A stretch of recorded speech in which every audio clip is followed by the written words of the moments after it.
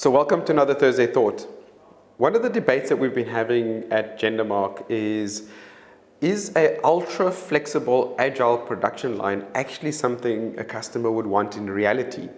So one of the features of ODIN Workstation is this ability to build multiple types of products on a shop floor. So if you take a look at this particular overview, ODIN Workstation has been designed with a number of features. No-code line planning, operator guidance, quality management, traceability, integration to different pieces of hardware. But one of the other key features is this ability to dynamically change based on the product that's in the station. So simply what happens is, based on reading the RFID tag of a particular product in a station, we're able to dynamically change the process that is performed on that particular product. Often very useful for different variants. So if you have a variant of differential that you're building on a production line and there's different processes that happen on the different variants, based on the particular variant in that station, we are able to change the process. But that also allows us to be even more agile. So not only would we be able to build a differential, but for example, we'd be able to build a differential and then straight after that build a seat or a fuel cell or whatever that might be. But the question is that actually valuable to a customer? Do we actually have a customer that would potentially use something like this? So the picture that you see over here is a line that's been set up for a seat assembly. It's very manual. The product moves around on a trolley as it goes through the assembly process.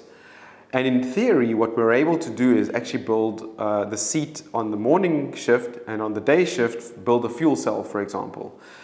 So with a couple of tool changes, a couple of additional machines on the same transport system, and obviously overlapping some of the machines, pressing, bolting tools, leak testing, for example, you're able to potentially build a fuel cell on the same line. And then you could extend it even further, where on the night shift you could build an assembly process of an exhaust system, for example, the assembly side, not necessarily the welding side of things.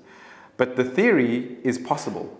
So we call this agile manufacturing, but the big question is, would customers actually go for something like this? So the theory makes sense, but practically, would you build a seat and a fuel cell and an engine, for example, on the same line?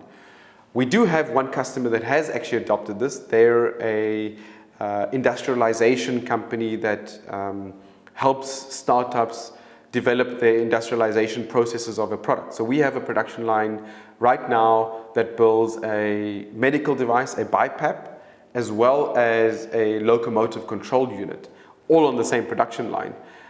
Very manual, a number of common processes, and we use AI, computer vision, to control the process.